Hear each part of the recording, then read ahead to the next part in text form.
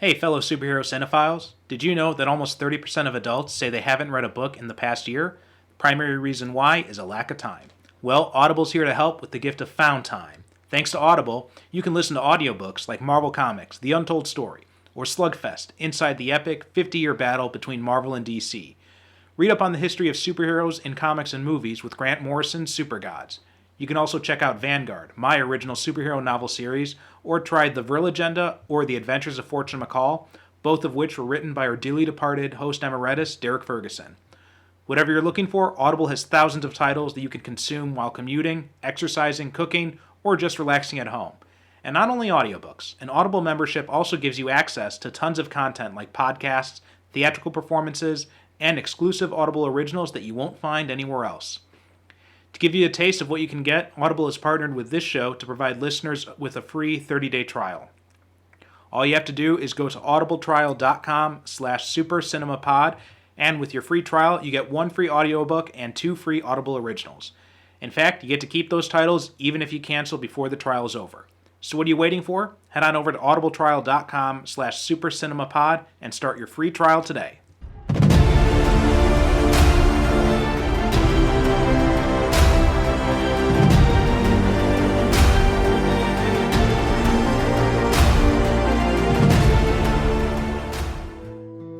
It was the seedy, dark side of Hollywood. The part of Hollywood that you just go, why does it have to be like that, you know? Everybody that worked on this film, we all rolled the dice, thinking the game was fair, but it was rigged. We gambled with our heart and our soul and our artistic ability to make a really good movie, the best we could with what we had. We were making a movie for probably around $1 million of the Fantastic Four. And you can't do that. You just can't. But we did. The heart of this film and the intentions behind this film from the people who made the movie, not the business interests, the people who made the movie, their intentions were pure. They wanted to make a great Fantastic Four movie. This was going to be a breakout movie for a lot of us. We make a film like this about a huge franchise like the Fantastic Four, then you're looking at an opportunity here to go, hey man, you know what? Look guys, we got a shot. I didn't know then, all of the machinery that had been at work, and that something so absurd like that all this effort and time and all the work that went into making that film, and that it was never gonna see the light of day. Strange, pointless, meaningless. I would hear, this film was never really intended to be a film. And that infuriated me. I said, oh yeah? You watch. Welcome to the Superhero Cinephiles Podcast. I'm your host, Perry Constantine. Welcoming back another returning guest, and that is Gordon Dymowski. Gordon, how you doing today? Pretty good. How are you? I'm doing pretty good. We were talking before we started recording, just trying to get everything situated for my family's upcoming trip to the States. But that's a rant for a whole other time, probably. Yeah. Instead, we've got a different kind of rant today, and that's we're talking about. So, the Fantastic Four, I think, may be the most cursed comic book property when it comes to live action adaptations. Everyone knows about the Tim Story films, which, let's say, vary in quality. I enjoy them for the most part, but a lot of people do not. And even though I enjoy them, there are definite criticisms to be had about them. And then, of course, there's Fox's, ridiculous attempt at a reboot a few years back where they tried to make it dark and gritty, and that just did not work at all. Yeah. Go ahead. I'm kind of the same way. I liked the two Tim Story Fantastic Four films for what they were, which is, Saturday afternoon, you sit back, you just kind of turn off your brain and go with it. Yeah. The one good thing, I also didn't like the reboot, but the one good thing I will say about it is that it encouraged me to seek out Whiplash, because any movie that involves J.K. Simmons verbally abusing Miles Teller for 2 hours, I am game. That's a fair point. So I haven't seen Whiplash yet myself, but I'll probably have to check that out one of these days. And yeah, the Tim Story ones, the first one especially is very, very rocky. Julian McMahon is totally miscast as Doom. But the second one I enjoyed a lot more. I thought in that one especially, they'd really gotten the family dynamics right. Jessica Alba still doesn't quite feel like Sue Storm, but everybody else I thought really embodied their roles. I mean, Chris Evans and Michael Chiklis, they got that in the first movie, and I think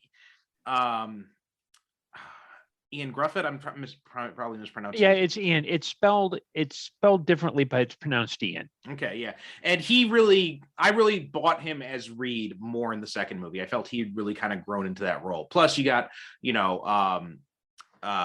Lawrence Fishburne voicing the Silver Surfer, which is always fun. Mm-hmm. And Doug Jones did the actual mocap work, or however they did that. Yeah. And Galactus Cloud aside, I thought that was a really enjoyable movie. Yeah, it was. Yeah, I think both of them were pretty good.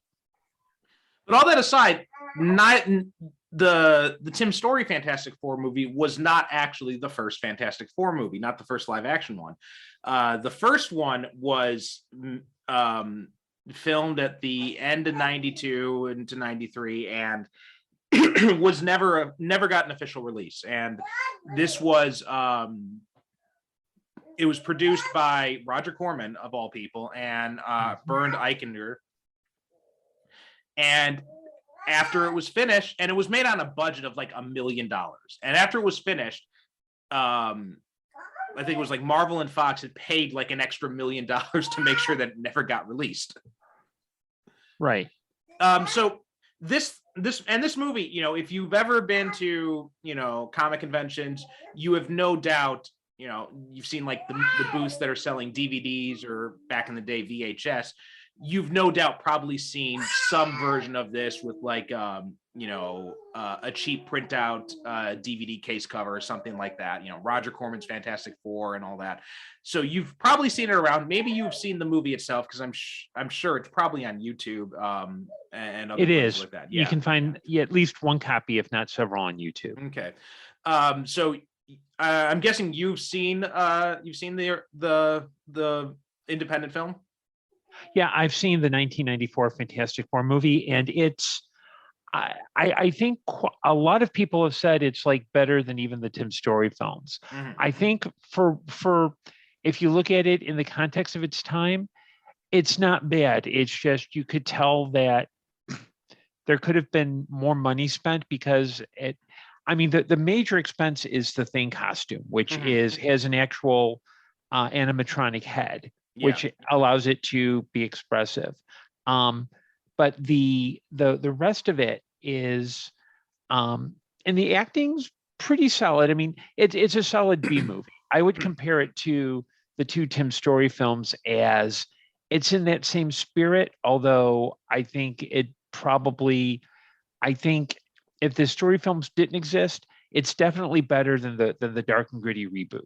Yeah, I'll definitely agree with that. I don't think I'd go so far as say it's better than the Story films like some people do, but it is definitely better than the reboot was. And I saw it years ago, right? This is like going back 20 years that I saw this movie, so it's been a while.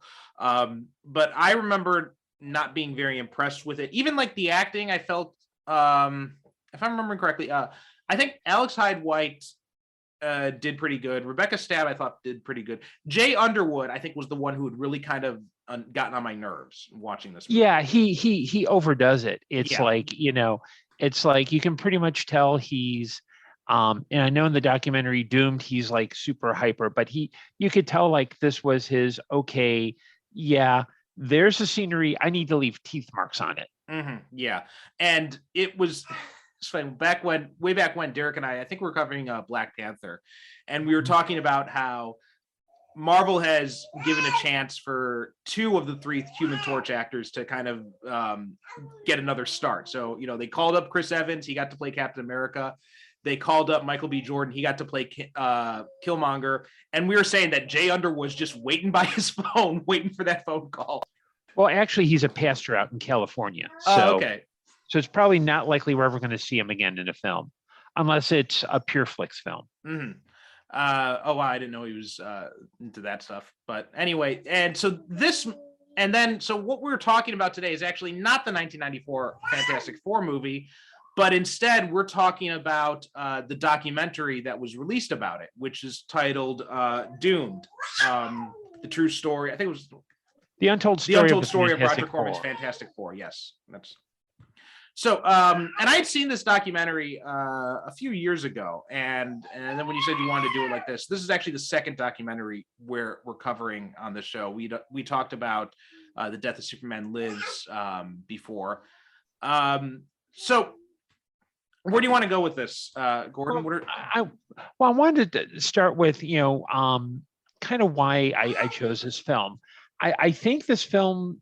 I know there's a lot of documentaries like The Death of Superman Lives. There's another one about Richard Stanley and his attempt to make Island of Dr. Moreau. But I think part of it was just, I'm a sucker for this is the story that you wish you knew. And I was actually there. I remember very distinctly all the hype about this Fantastic Four movie. I mean, I was in my 20s when all this was happening, so I was like really looking forward to it.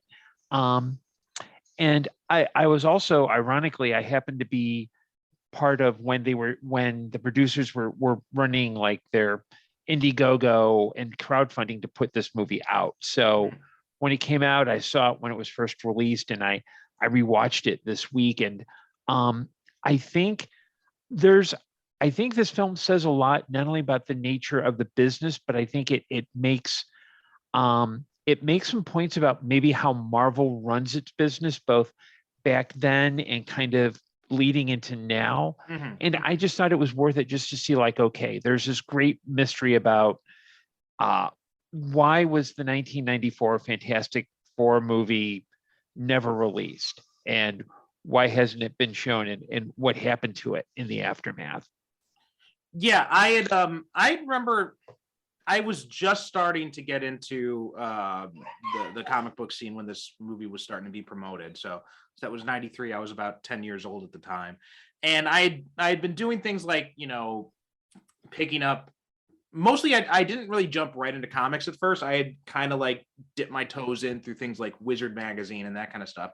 And I remember seeing like some write-up or something, and they had one of the stills from the movie. I think they had two stills. They had one of the group shot, and then they had one of I think it was Doctor Doom was the other shot.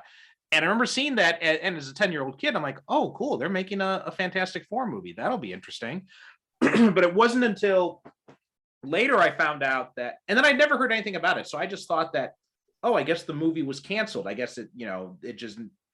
They never finished it or something like that. And then it wasn't until years later that I found out, no, it was finished and it was released, kind of, but mostly it was like these bootleg pirated copies. And the funny thing about the documentary is that it makes it clear that this movie was never released, and there were stories that it was never intended to be released. And that even towards the end, the director, Ole Sassoon, speculates that when they were doing, they send it out to a company to do dubs. And that basically the guy said, hey, Fantastic Four movie, I'm going to make a copy. And that this copy spurned another copy, that spurned another copy, that spurned another copy. And that, for a while, you can only get it as like your grade Z VHS kind of copy. I mean, the fact that it's on YouTube and Marvel has never pulled a copyright strike against it kind of tells you something. Yeah. I think it's, and like you said, well, let's put this in the context of the times, because nowadays, people who know more about, the modern superhero movies, they're probably listening to us and they're thinking, well, why the hell would Marvel give the option to these like B-list movie studios anyway? And truth is, that's all really all there was. Those are the only ones who were really buying back then. Well, put it in further perspective. You first have the fact that Batman is like the major hit. And I think Batman Returns might have been out around this time. It was 92. Yeah, you've got other efforts hadn't really been that successful. And Marvel was about 3 years away from bankruptcy because they filed in 96. So they were looking for, basically, it was like, they were short of, to use kind of like modern terminology, they were this close to donating the rights to a little free library at this point. Like they needed cash right away. And the documentary presents it as, okay, Roger Corman's approached by Constantine Films, Bert Eichinkler, and Marvel. It's like, we need a Fantastic Four film. We need it done for $1 million, and we need it to start production by, I think, December 31st, in order for them to lose the rights. Yeah. And that's how this all got kicked off. Yeah, and for people who are listening to this and they don't really know what we're talking about, we're like, what, Marvel bankruptcy? Yeah, so in the 90s, Marvel had made some spectacularly stupid decisions. They'd really kind of overextended themselves. They'd kind of, I think they kind of really bought into what was the 90s speculator boom, and they thought that gravy train was going to keep on running, and it wasn't. So and they had done things like they had bought Toy Biz, they had bought I think it was Fleer they had bought as well, they had bought Malibu Comics and a bunch of other things they bought up for really kind of stupid reasons. Like they bought Malibu just so that, not because they wanted the characters or anything like that, but just because they wanted the digital coloring techniques.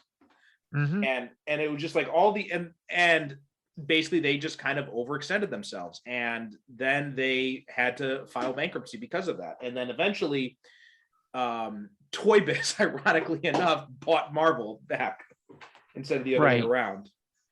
Yeah, and it was also like this, what's funny is that this isn't like the first time there's ever been like you need to do something and something didn't get released. I was reading about how when Blazing Saddles came out, Mel Brooks he knew that Warner's was going to bug him for a sequel, but he didn't want to do a sequel. So he said, let's do something crazy. Let's negotiate a clause where they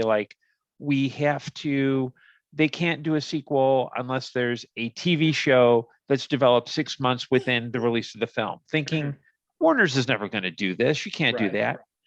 They ended up developing a pilot called Black Bart with Lou Gossett Jr. You can find it on YouTube as well as on several Blazing Saddles releases.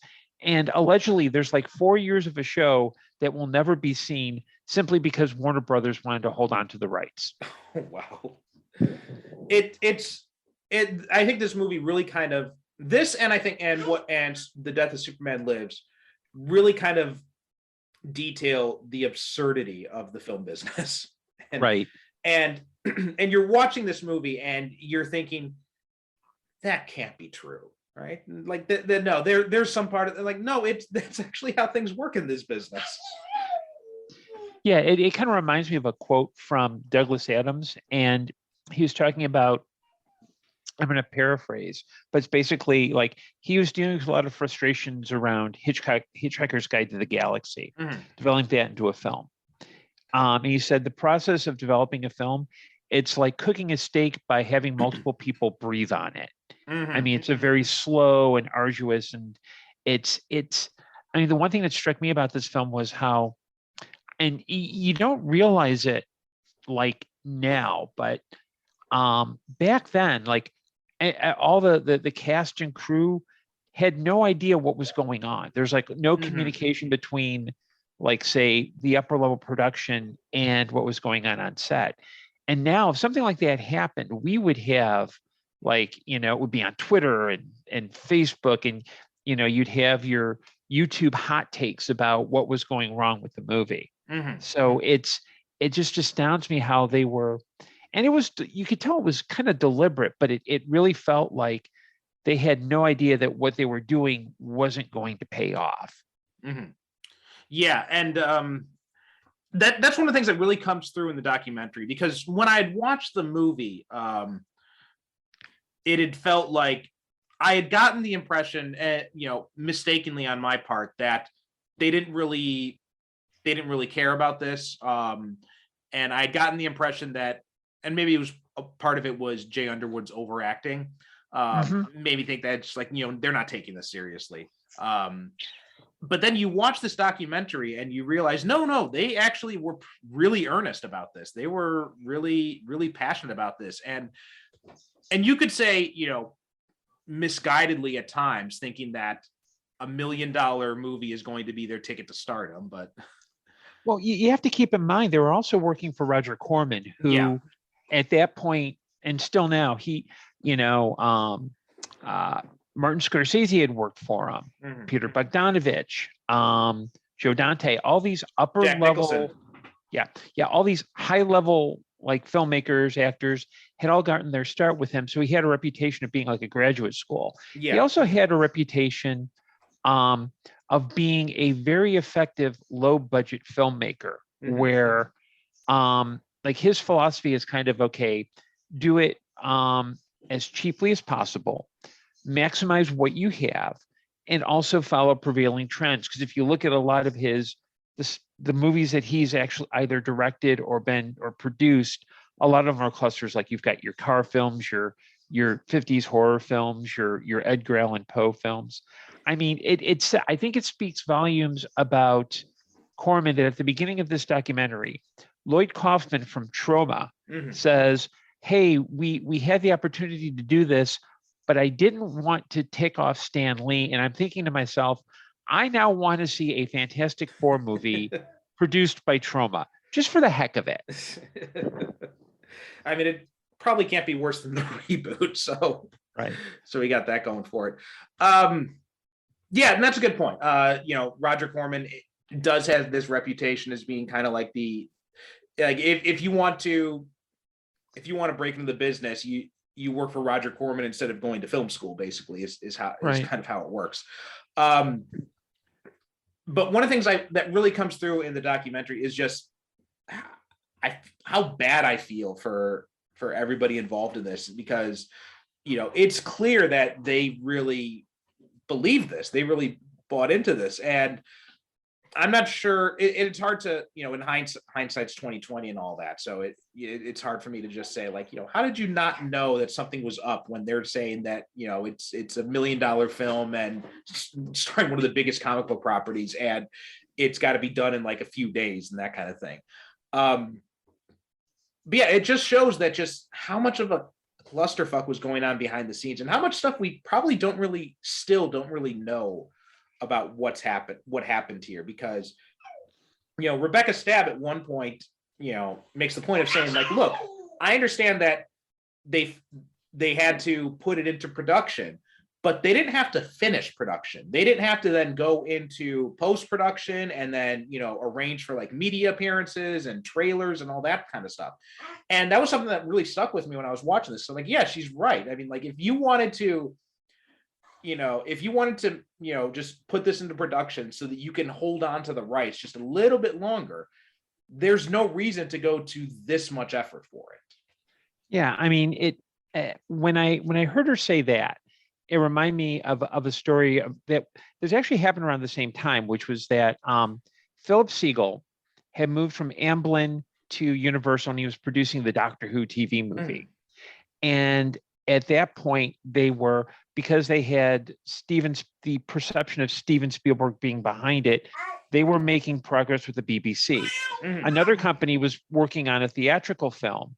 They had hired Leonard Nimoy, and he was going to start shooting second unit stuff, which you normally don't do as a regular director, but they really had to push for it. Right.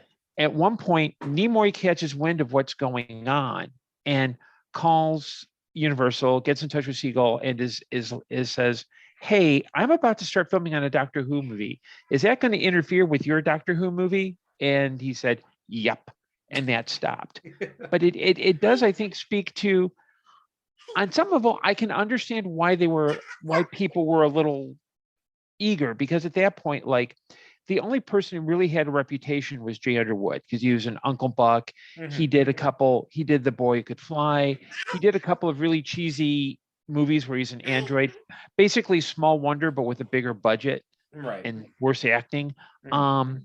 Which, when I was watching that, it blew me away that Jay Underwood had the most success out of anyone in this movie, because just judging from the performance in this movie, you'd think he'd be the least successful one. Yeah, and the other thing is that, and this is, they don't mention this in the documentary, but the major star of the film is George Gaines from Punky Brewster, because he's way at the beginning. He's like the professor teaching Reed and Victor Von Doom. But no, but the other thing that really comes through with this is that not only were they not all, like, they were relatively minor actors. I mean, Rebecca Staub, I think, probably would be best known at this point as the Collins family cousin who is Barnabas's first victim in the 1991 Dark Shadows reboot. I was gonna say probably Love Potion number 9. I haven't seen Love Potion number 9, so I'd seen it like once, very long time ago. One of the things, actually, just on another note, it surprised me looking at both Kat Green and Rebecca Staub is how you compared to, even like, they look better than they looked in 1993. Yeah, I mean, I was surprised. Like, I was just looking up now, and it's like, Rebecca Staub is 60, and I'm like, what? No way. And that she had to have been like, this came out in 2014, so she had to have been like, mid 50s when she had done those interviews. Yeah, I mean, it's but it also, I mean, the one thing that the other thing that strikes me about this particular documentary, and it's a subtext, is that Marvel does not come out in a good way at all. No. Well, I think if anything else, Marvel just comes out as kind of inept than malicious. I mean, I think Avi Arad does not come out in a good way. Yeah, in fact, I mean, one of the things that I was thinking was that the whole pattern about, people creating something and having Marvel kind of take it away seems to be a theme throughout their entire history. Yeah. That's true. But I think in this case, it just kind of shows like Marvel was just so desperate to get these movie rights out and to get these movies into production because of their money problems, and that led to some spectacularly stupid ideas. And say what you want about DC and Warner Brothers, there's no denying they've had mistakes over the years, but DC at least has the benefit of being owned by one of the biggest companies on the planet that has one of the biggest movie studios on the planet. So their properties, by and large, have been safer than from a lot of this kind of stuff than Marvel's have been. Whereas Marvel, it was just kind of like, and Stan Lee had been. This is something that goes back to even the 70s, right? Stan Lee was so desperate to get superheroes in live action on TV and in movies and so much so, like, that's why he left New York and went to California in the first place, was because he had wanted to break into the movie business. And there were like things back in the 70s, there were like letter columns talking about how, oh yeah, Stan Lee's working on getting these movies, made. Imagine something like Clint Eastwood playing Wolverine. It's just like, yeah, that never happened. Yeah. I mean, we even the whole, and the documentary mentions it, James Cameron doing Spider-Man. I mean, that was one of those where it was in development hell, and it just stuck for a while. I mean, the only thing that transferred between that, allegedly, and I say allegedly because I don't have documentation, that I've read that was carried over from Cameron scripts to the Raimi film, was the idea of organic web shooters. Yeah. And if you ever looked at what had been released about that Cameron film, everyone was so excited about the idea of James Cameron directing Spider-Man. But looking at some of those ideas he had, we kind of dodged a bullet, I think. Yeah, I think too, like with this film, with Doomed, I like the fact that it really talks about how the one person I wish they would have interviewed is the writer of the film. Because I know they allude to the fact that with the Mole Man, they had to change him to the Jeweler because they weren't sure of rights. But I would love to see, like, how was that was that impacted by this whole thing? Was it literally a case of he gets a call on December 2nd, the day after, and said, we need a Fantastic Four script? Or had this been something that was like, was he brought in by Marvel? Because I'm kind of curious about that, because this, the script at least feels close to being comic book canon without being, the only change is that instead of cosmic rays, it's like a spatial anomaly, which makes sense. It's what you're going to do in the 90s. Yeah. And I'm not sure about, I think if anything, it had probably been someone from Roger Corman's stable who had gotten who the screenwriter was. But yeah, I thought it was interesting that they didn't have him in there to talk about any of this. And they didn't, and Roger Corman kind of disappears at like halfway into this documentary. When they get to the stuff about what happened after the movie was finished, they're not really talking to Roger Corman a whole lot anymore. So it makes me wonder, like, if there were some things he just, maybe he was contractually obligated not to talk about, or he didn't want to talk about, or what. Well, I think there's a couple of things. At this point, he's overseeing an entire studio, and he's doing so he's probably going from project to project to project. Yeah. He's also kind of, I think, unless you, and I was reading an article that's actually cited in the movie called The Fantastic Foul by Robert Ito. And if you Google it, you can find a copy where allegedly he once yelled at craft services for serving Diet Coke instead of the store brand Diet Soda. So I think unless he's looking,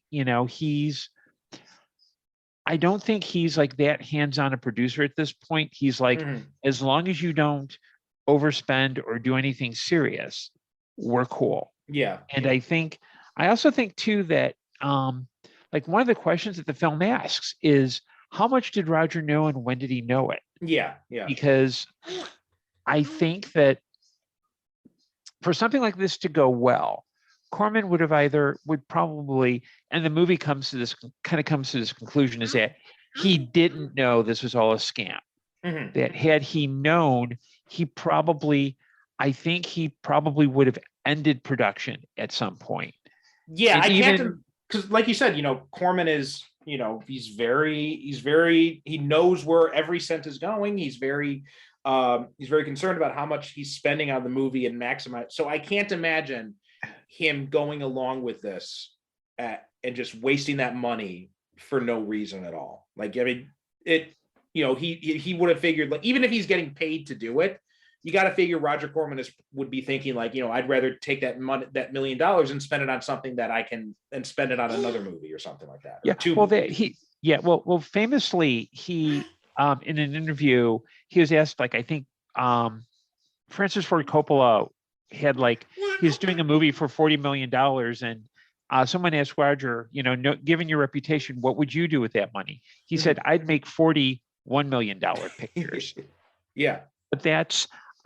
But I think too, like, Corman is not, and Corman would be the first to tell you, his films are not high art. Right. He's a very populist filmmaker. But I do find it interesting that, like, after the film is finished, like, he's committing to do some things, but not others. Because it's really Alex Hyde White and Michael Bailey Smith, yeah, who are like the two who are leading the promotional charge. Yeah. And he's like, well, I can't give you this, but I can give you the thing head, or I can give you 1,000 stills. Right. Or so it's almost like you kind of get the sense that the sense I got was that Roger Corman was learning some of the shadier stuff, but he couldn't quite, probably out of contractual reasons, but part of it also was, the check probably hadn't come yet. Yeah. He's not going to tell your actors, give up, you're not going to do it.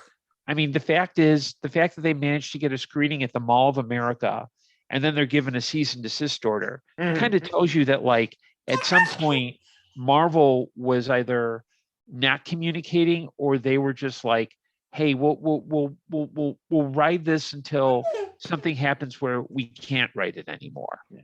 I think what happened was probably, Marvel had made this deal, just they had made a bunch of other deals with these small studios in the late 80s, early 90s. And just like these and they weren't Marvel. I think Marvel's biggest curse is, well, two things. They had one, they didn't realize, they didn't know what they were doing, and they were just kind of like shooting in the dark.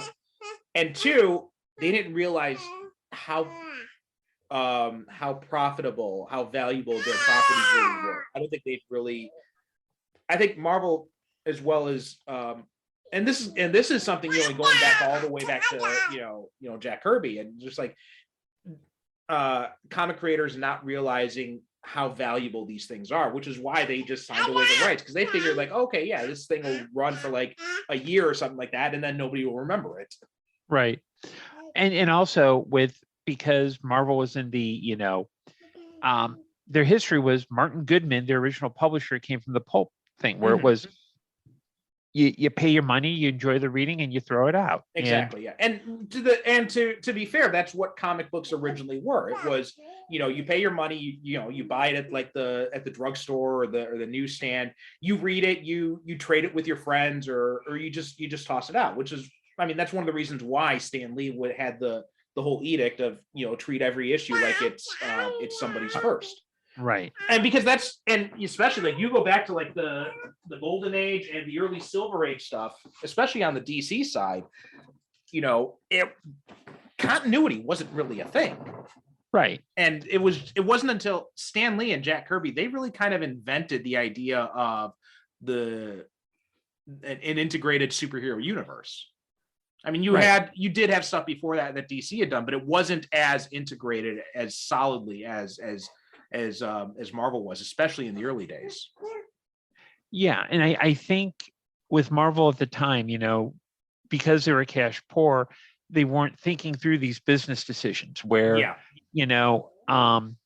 hey, maybe if this property, maybe instead of taking this property to Corman and doing like a full film for $1 million, let's do a demo reel, a proof of concept for 500,000, and then use that to shop to studios. It's like, I think a few years ago, the screen tests for the Batman TV show came out, where there were like two pairs. There was Burt Ward, Adam West, and Lyle Wagner, and some dude whose name I can't remember. And you can, it's doing that kind of gives you an interest into how you make a movie. It's like Ole Sassoon says, you make a movie to prove that you've made a movie.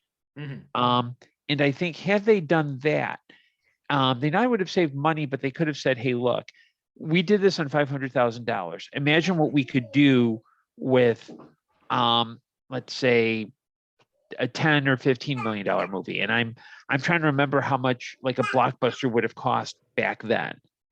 But I think that there's you really get the sense that I know the movie tries to play it as like Marvel's definitely the villain in this one, because there's not a lot of communication. And I know that there's the jump to Marvel and Fox. And what I'd love to know is like, what point did Marvel start talking to Fox about doing a Fantastic Four movie? Or was it always in the back pocket? Before we get to that, I'm just looking up the information here about. So I'm looking up for the how much Batman cost. So Batman, to put this into some context, what an action movie cost back then, Batman had a budget of $35 million. Right. So put that into context. You could make 35 Fantastic Four movies with that. And so if they had even done half that, they could have done something. They could have done something a lot better. Right. Now I quibble about Marvel being the villain, because I mean, and I'm not someone who's going to say Marvel does no wrong. I think there's a lot of shady shit that Marvel has done, and they're definitely the villain in a lot of stories. I didn't get the sense they were so much the villain here. I really think the villain is more Avi Arad, because Avi Arad comes in. And I think that's one of the things that happened here is Marvel was doing this with a lot of different stuff, right? They had the low budget Captain America in 1990 with J.D. Salinger's son and the Italian Red Skull and the rubber ears on the Cap mask, and Cap's running gag was he kept stealing cars from people. Mm-hmm. They had that. You had what other stuff they have going on? You had the Punisher with Dolph Punisher Lundgren. with Dolph Lundgren. Yes, thank you. That was what I was thinking of too. Yeah. You'd had the Nicholas Hammond TV show with Spider-Man. They'd had the deal with Toei where Toei made their own Spider-Man version, and they were beginning to develop like a Captain America series as well when the license ran out, and then they changed it into Battle Fever J instead. And then they had other stuff that was coming along after this, right? This was probably around the time when the rights negotiations with Fox began, because Fox got the rights to a bunch of Marvel stuff. They got the rights to, they made the Nick Fury film. They made the Generation X film. They had already had a relationship with Fox for the X-Men animated series. And there was also the Doctor Strange TV movie back in the late 70s that, Derek and I had covered, way back when. So I really got the sense that Marvel is just, having kind of a fire sale at this time. They're just giving their properties to anybody who wants them. You'd had, as well, as we mentioned, James Cameron's Spider-Man. And there's a bunch of other stuff that was flying around and in development, different stages of development. And then I think at some point during this, between the time when they had made this deal with Constantine and Roger Corman, and sometime between when they probably happened sometime during filming or probably during post-production, I'd imagine is when it happened, is when Avi Arad comes in and he starts getting control. And then he finds out, and he's thinking, right? Because, Arad's got relationships with people in the business. So he's talking to a friend of a friend of a friend who says, oh, by the way, Chris Columbus is a big Fantastic Four fan. And so Arad is thinking, I can get Chris Columbus to do a Fantastic Four movie. And then when he starts looking into it, he finds out that Fantastic Four has already been filmed and they're doing post-production. I think at that point he's like, oh, no. I got to stop this. Yeah. And it's one thing about Arad, and it's something that this is a purely personal perception on my part. But whenever I've seen Arad talk on like the featurettes on the Raimi Spider-Man films or anything Marvel that he's involved in, most people, regardless of what level they're at, whether they're actors, writers, producers, there seems to be at least an acknowledgement that what they're doing is creative. There's an appreciation for Marvel, even if it's just like, I'm not a comic fan, but I can see what the appeal is. Yeah. With Arad, I've always got that feeling that he sees it purely as business. You know what I mean? That it's like, it's one thing to talk about, I'm not a comic book fan, but there's something in the characters that I like or appreciate. With Arad, you don't get that. It's very mercenary. Exactly. In that regard. Yeah. And same thing with I think you could say the same thing about what's his name? The guy who's Ron Perlman, the guy who's the head of Marvel Comics. I think it's the same thing with him too. It's this very, very kind of mercenary attitude. He sees this he looks at these, and I think you've seen that in some of the decisions he's made where he thinks, we can't use the X-Men. Well, the Inhumans are the same thing. It's like, right. No, they're not. But that shows this kind of, I think that's kind of a good illustration of how little they understand these properties, these characters. Now they only look at, we look at the Fantastic Four, we look at the X-Men, we look at Spider-Man, we see, our childhoods, right? We see characters that we grew up loving. We see characters that we still love to this day. Guys like Avi Arad and Ron Perlman, they look at those characters and all they see is dollar signs. That's all. They see numbers attached to them. Like, Spider-Man's worth, 500 million or whatever it is. Fantastic Four is worth like 100 million. That's all they care about. That's all they see. They don't understand the appeal. And also I think this definitely shows in the movie, they don't have respect for the creative side. And that's I think what comes through most in the movie, because at least with most of the actors, Alex Hyde White talks about checking out the comic. Rebecca Staub talks about checking out the comic. Michael Bailey Smith talks about how, Stan Lee allegedly said, yeah, you're the ideal Ben Grimm, but then denies any involvement later on. You get the sense that they actually sought out to figure out what is it about this material that's good. Yeah. With Arad and Perlman, I could understand it if say the movie had been released, but Arad put like a lock on, we're not going to re-release it. They did what Disney did with a lot of their animated stuff, is they put it in the vault for a while and not let people see it. And I can see him doing that, but to wholeheartedly not let a movie be released and to compound it, say, okay, we are legally enjoining you from releasing this film.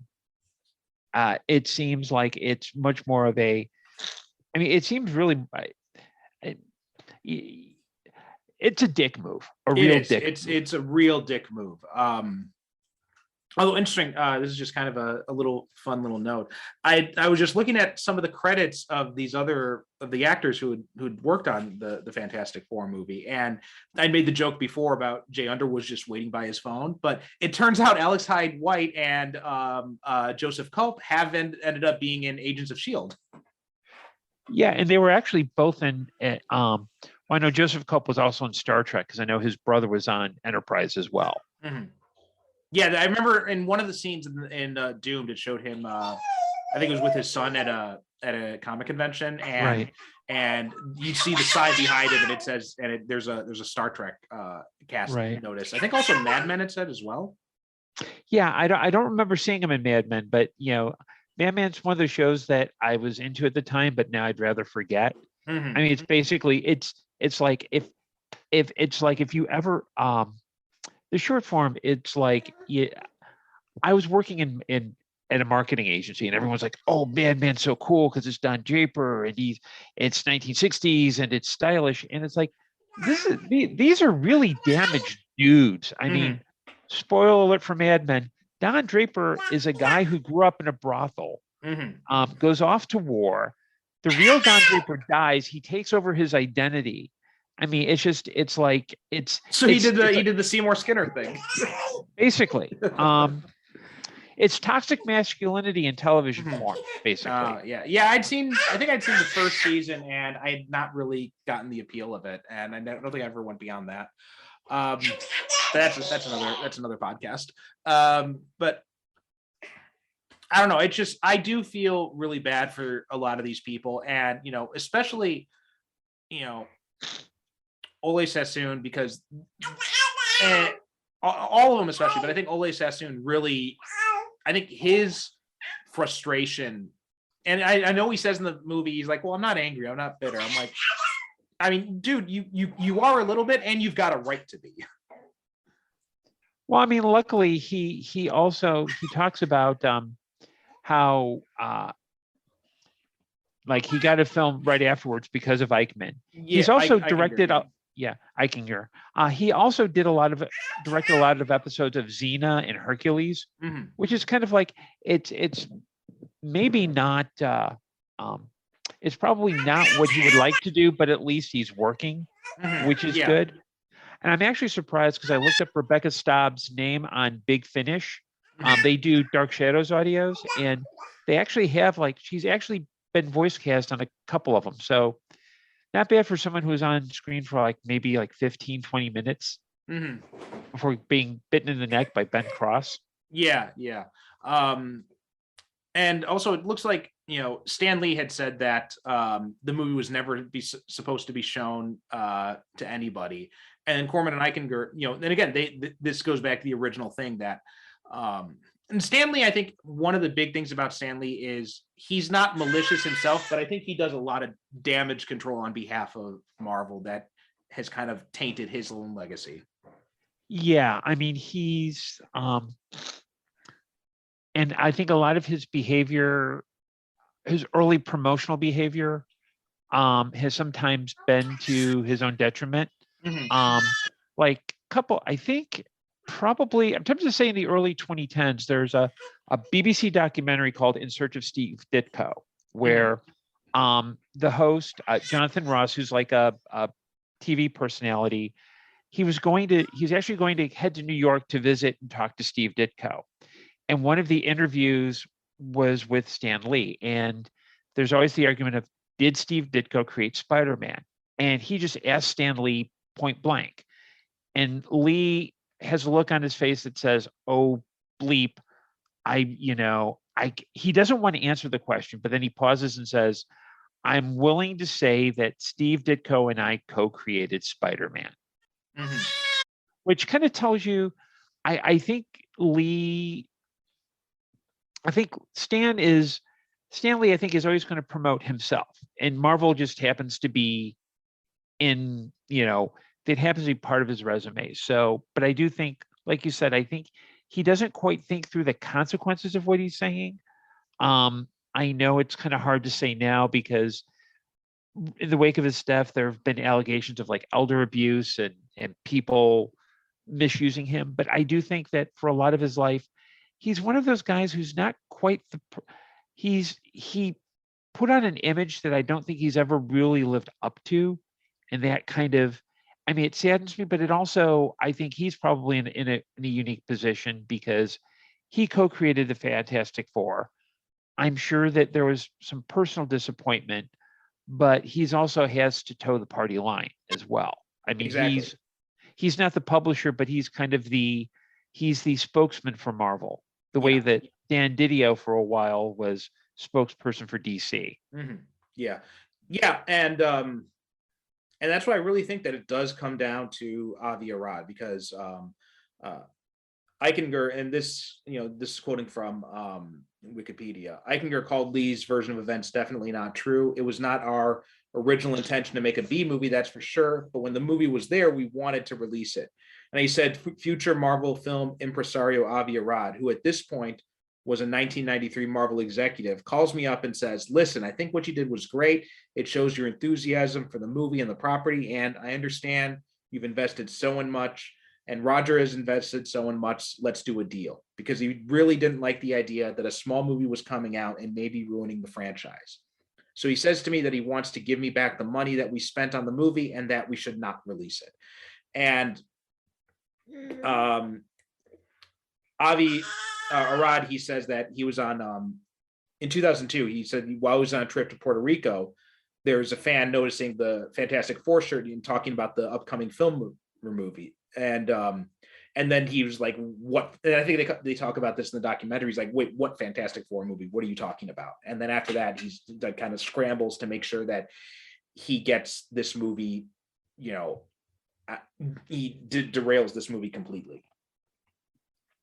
Yeah, and I think what's really ironic is that after all that time and effort, a dude at a dubbing studio makes a copy and it gets released everywhere, as a bootleg. And they make this point a few times in the documentary, right? I mean, it's the Streisand effect, right? It's by trying to make it so that this film is never seen. Arad had probably made it so more people had ever seen this movie than ever originally would. Because you look back at something like the 1970s Doctor Strange movie, which was released on TV. It does have a DVD release floating around out there. How many people have seen that? Like when Derek asked me to talk about that movie, I had thought that it was one of those movies that was never released. But it turns out it actually, not only was it released, he saw it on TV at the time it came out. And I was a kid when it came out, and I'm thinking, wait, it's on DVD? I never realized it had been like released on home video. Yeah, it had gotten an official DVD. Also, Nick Fury, Agent of S.H.I.E.L.D., that's another one. It was on TV. It got an official DVD release. You could probably, if you would ask most people out there who was the first guy to play Nick Fury, they'd say, oh, it was Samuel L. Jackson. He's the only one to have ever played Nick Fury. Nobody remembers, the very only comic fans remember the David Hasselhoff movie. But by trying to, so if Arad had just allowed this movie to be released, it probably would have had less of an impact, less of a legacy than it did by him trying to get it destroyed. Yeah, it would go straight to the dollar store DVD rack next to Justice League Gods and Monsters. Yeah. And they make the point, and Ole Sassoon makes this point, because when I first saw the movie, it was one of those crappy copies. And he makes the point that, people say to him, it's like, oh God, I saw that movie, to be blunt, it looked like shit. And he's like, well, yeah, of course it looked like shit, because you've got transfers from VHS to VHS to VHS. So of course it looks like shit. And I would be really interested to see And he makes the point, it'd be interesting to have someone release the film as it originally looked, and then to also, do like a special release where they go back and they update the special effects and all that. And I was thinking, like, even though I wasn't a big fan of the movie, I would think that'd be pretty cool to see. Yeah, it'd be cool too, because then you could judge it for what it is. Or even because, according to a quote from Arad, he burned the original, he burned the movie. Even if you took like the best first generation copy you could find and somehow, and I was watching Get Back on Disney Plus with the Beatles, and they did a lot of really good work in restoring the film. And there are some scenes where you could tell they had to do some computer correcting where it doesn't quite look right. But if they could do that with 50-year-old film, first off, Marvel only benefits because it's something new they could throw onto Disney Plus. It's like, it's their property. You get a little bit more of an interest.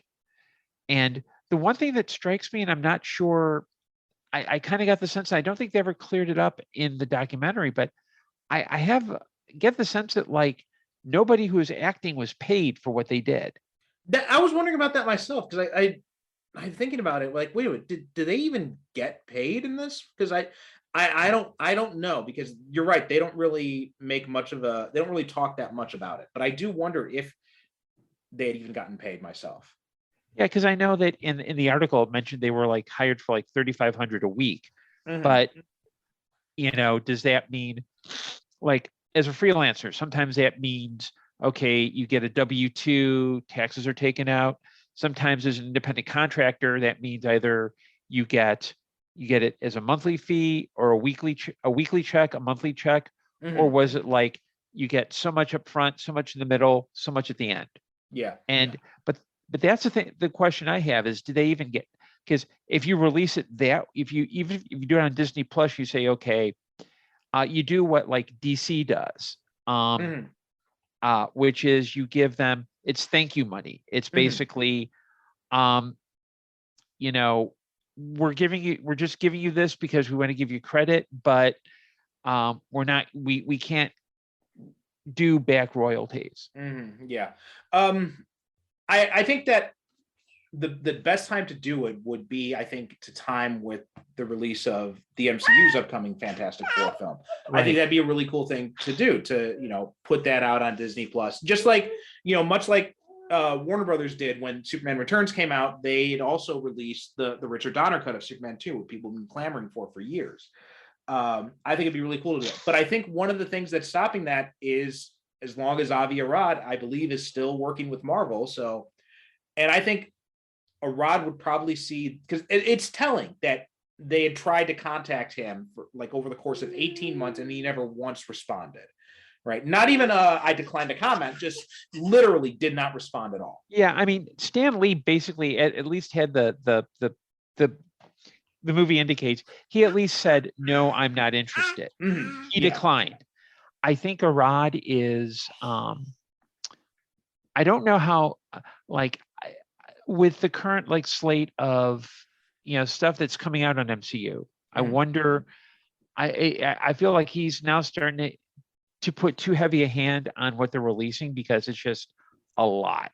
I mean, even post-COVID with the series and the movies, and it just feels like, yeah, they're really trying to just push things through. But yeah, it is telling that he hasn't even a no comment, at least, is enough of a comment to make you go, yeah, he doesn't want to talk about it. But kind of avoiding the issue makes you wonder what's really going on. Yeah. And so I think as long as Arad is active and working with Marvel, I don't think that this film would ever get a release. The day Arad retires or he dies, I think then you might have a better chance of seeing a release of this.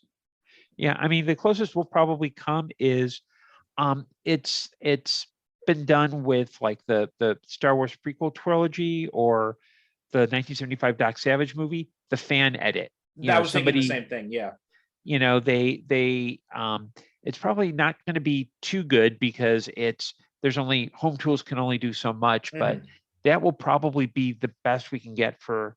And let's be clear, the 1994 Fantastic Four movie is not a good movie. Mm-hmm. It's not this huge classic that people are clamoring to see. Mm-hmm. It's basically the kind of it's a Saturday afternoon movie. Yeah. See, I would liken the release of this to being similar to things like Zack Snyder's Justice League or Daredevil, the director's cut of Daredevil, where it's like it's if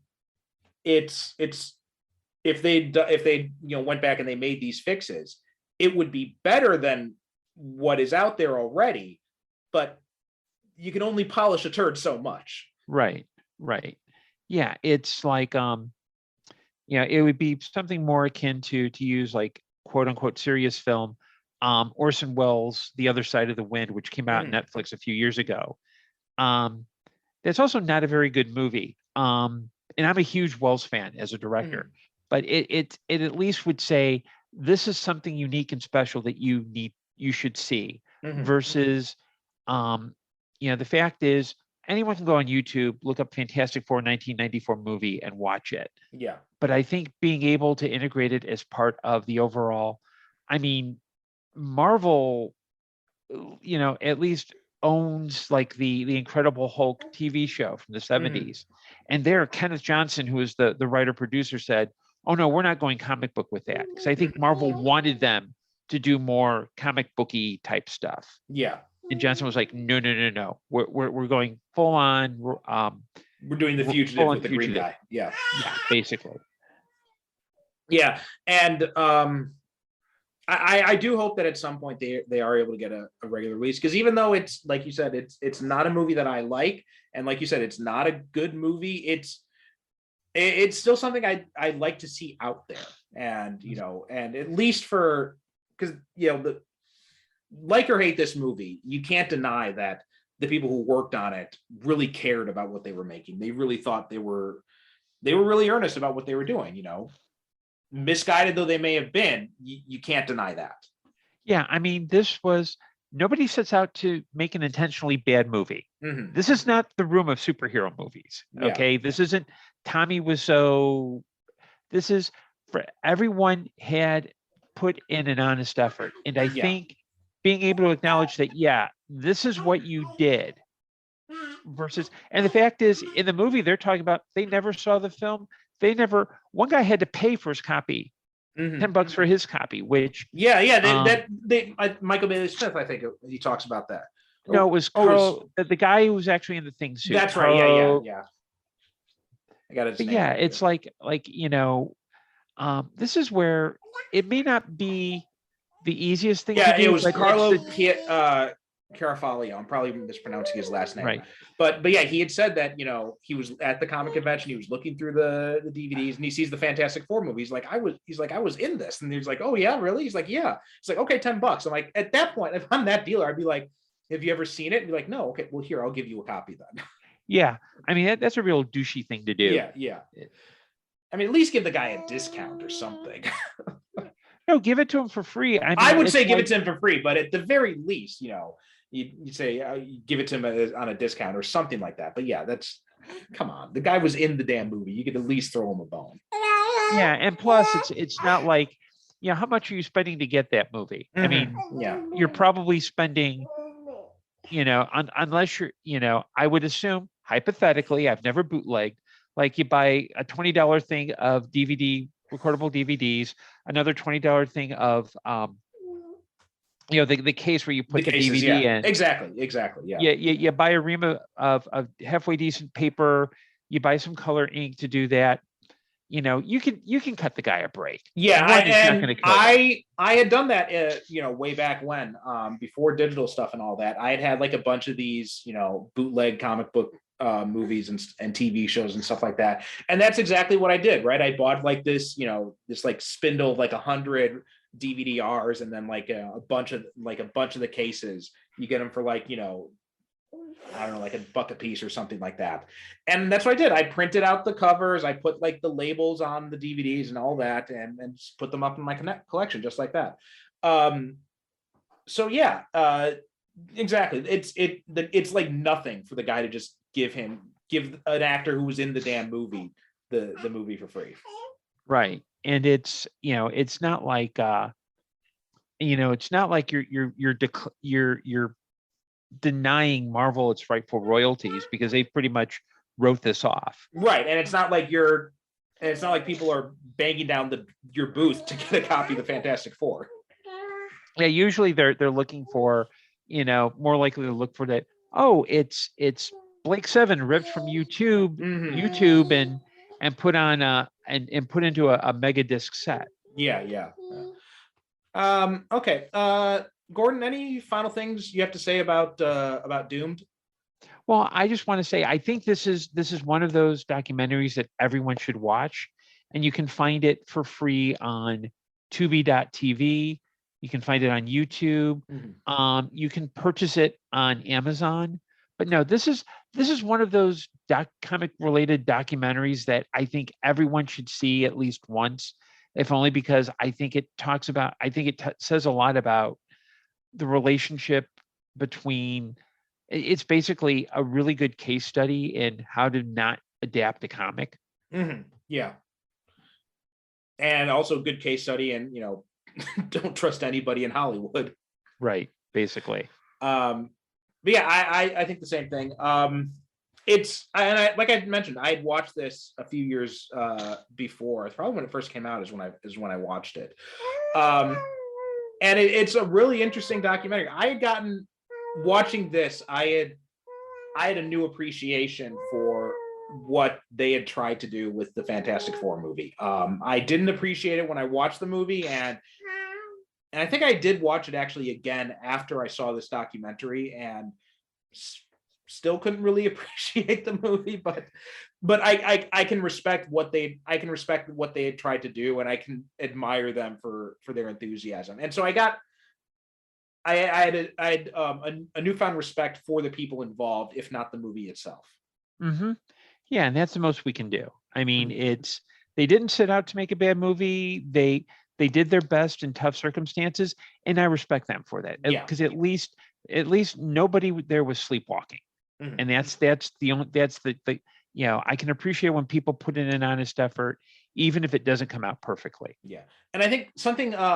And when you were talking about Arad talking about burning the print, and we were talking about how the disdain they had for creative types, I'm reminded of something Sassoon said of the movie when he says, I can't imagine that they'd actually burn the film, because if you're a filmmaker, you don't do that. And I'm just thinking to myself, I can absolutely believe that Avi Arad burned the original. Yeah, Arad's a business guy. He's not a creative at all. Yeah, because Arad has proven, I think, that he has no respect for the creative side. He just sees it as a way to make more money. Right. Okay, Gordon, thanks so much for coming on again. Do you have anything you'd like to promote before we sign off? Let's see. You can find my written works on Amazon, and if you want to join Chicago Doctor Who Meetup in any of our online events, you can track us down on Facebook and meetup.com. Okay, great. Well, thanks for coming on again. And as for us, you can find us at superherocinephiles.com. Visit the website, leave us a review on Apple Podcasts or anywhere you listen to the show. And you can find us on Instagram and Twitter, Super Cinema Pod on both of those. And you can also find our Facebook group, Superhero Cinephiles. Thanks so much for listening, and we will talk to you next time. You have been listening to the Superhero Cinephiles podcast. Follow us on Twitter and Instagram at Super Cinema Pod. Join our Facebook group by searching for Superhero Cinephiles, where you can interact with us and other superhero fans. If you'd like to support the show, you can become a regular supporter at Patreon or make a one-time donation through PayPal, both of which can be found at our website, superherocinephiles.com. If you buy or rent any movies through the Amazon links at our site, it helps support the show. Please be sure to rate and review us on Apple Podcasts or wherever you get your podcasts.